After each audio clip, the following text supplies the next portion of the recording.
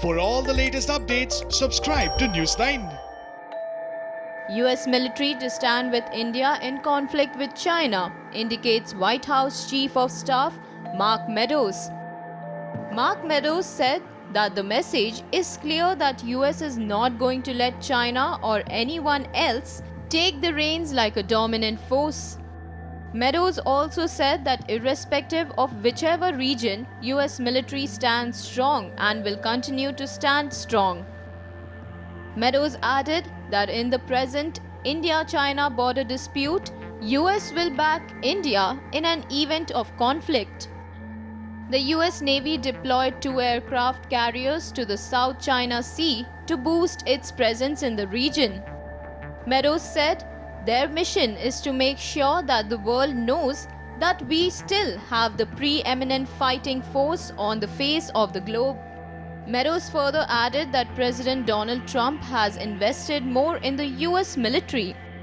China is engaged in territorial disputes in both the South China Sea and the East China Sea.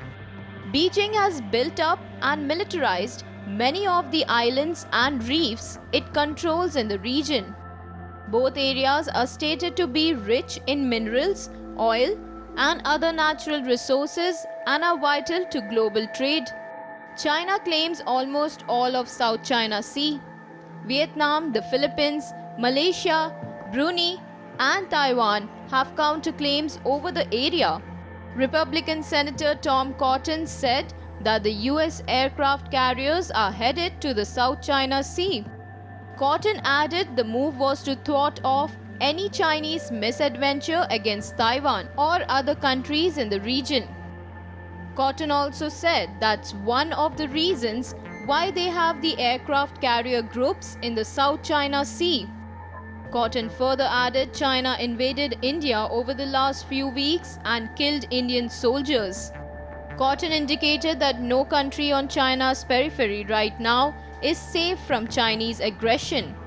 Cotton made it clear that all countries who want a close relationship with the United States will have it. The troops of India and China are locked in an 8-week standoff in several areas in eastern Ladakh. The situation deteriorated last month following the Galwan Valley clashes that left 20 Indian Army personnel martyred. India and China had significantly bolstered their deployments in most areas along the LAC. The Chinese military on Monday began withdrawing troops from the Galwan Valley. The move was after NSA Ajit Doval and Chinese Foreign Minister Wang Yi held lengthy talks on Sunday. Doval and Wang are also special representatives on the India-China boundary talks. There have also been reports that Chinese heavily armored vehicles are still present in depth areas of Galwan Valley. According to Indian Army sources, the situation is being monitored with caution.